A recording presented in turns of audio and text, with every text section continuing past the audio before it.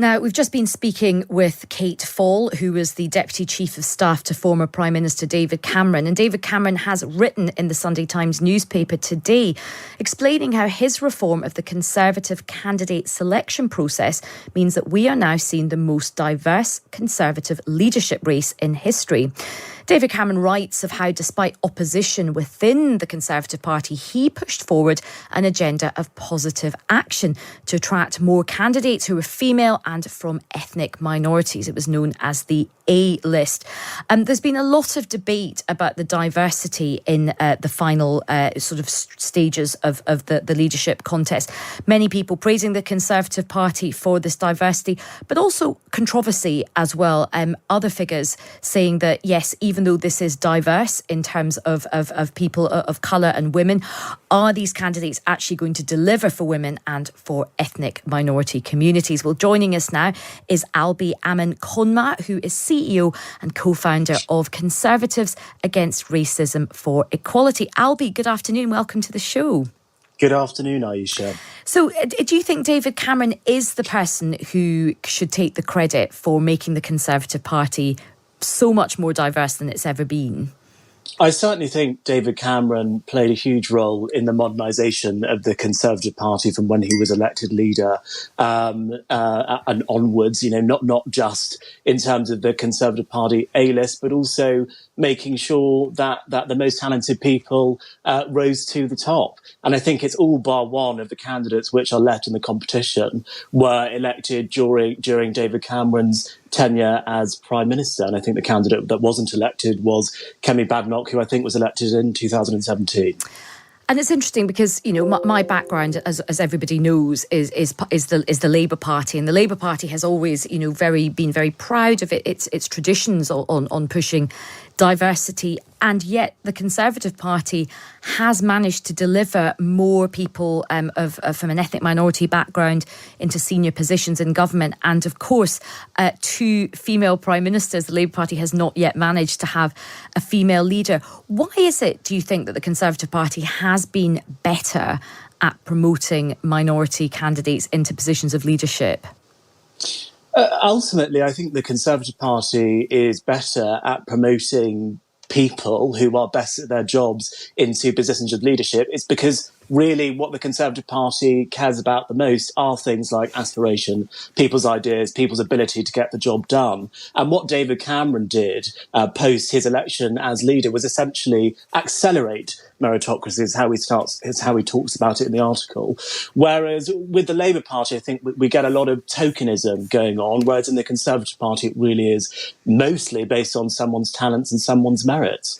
There was an interesting line in David Cameron's piece where he said, and also I think we sort of take for granted that actually, you know, we take it for granted now that there's lots of diversity in the Conservative Party. But when David Cameron did that A-list, there was quite a lot of controversy. There was quite a lot of pushback. And there was an interesting line in his piece today where he said it wasn't about political correctness, it was about political effectiveness. I mean, do you think that's the argument that he made right from the beginning?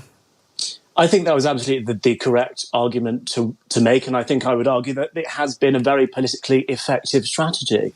You know, we've been in power now for 12, coming on 13 years. We might win a 5th term in Parliament. I think that'll be the first time in history that that's happened. So, I think actually what's interesting is, were David Cameron trying to push that policy today, I think a lot of people would be calling it woke. We weren't even having that discussion back then. I personally find the whole culture war very tiring.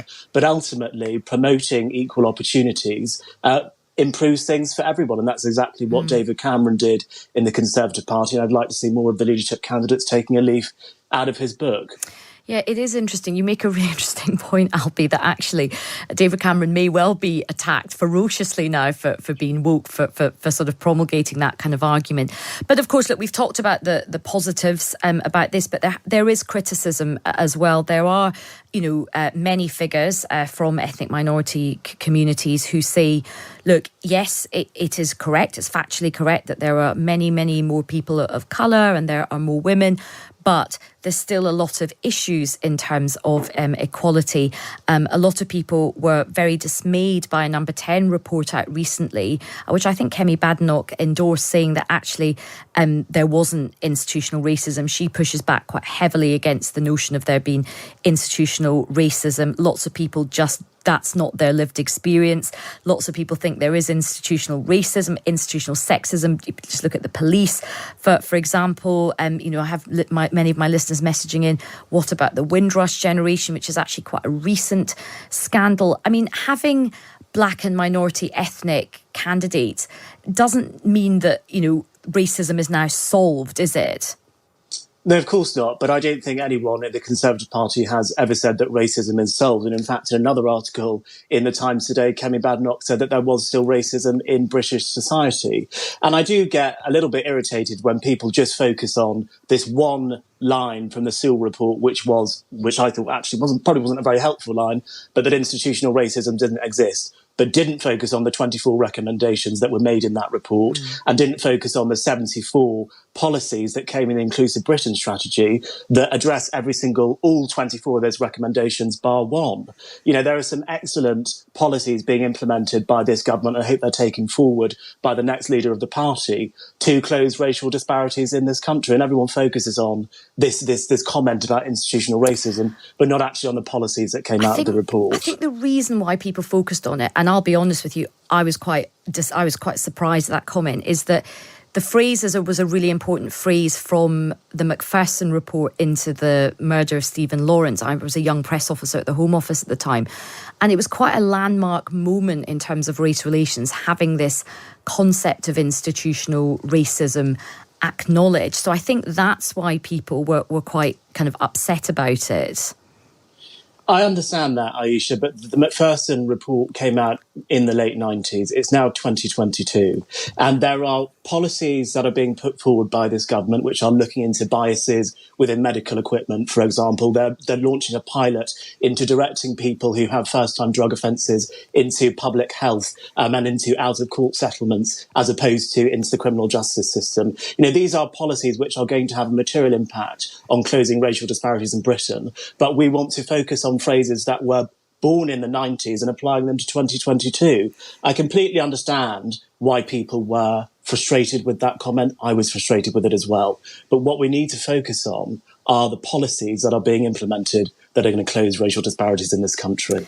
And final question, you mentioned the Kemi Badenoch interview in the Sunday Times, and Kemi's been very interesting in this because she really is the candidate to watch, and she's a very skilled debater, and people think she's doing, she's definitely going to have probably a big career ahead of her in the cabinet. She said in her interview today with the Sunday Times that she thinks overemphasising the issue of racism in the UK will make the country more divided. Do you agree with that? Do you think we should be talking less about racism? It's not that we should be talking less about racism, it's that we should be talking about it in an appropriate way. It is inappropriate to be teaching children in schools that all white people are racist when they live in a majority white country, in my opinion. It is inappropriate to be teaching people that critical race theory is absolutely true when it is contested. I think that is what she is talking about when she makes those comments, and I think that those comments are correct. We've got to have a conversation about race relations in Britain in a 2020s context and appreciate how much progress we've made, but also work hard to close the disparities that still exist. Well, Albie, we're grateful for your time this afternoon. That's Albie Amankona, who is the CEO and co-founder of Conservatives Against Racism for Equality.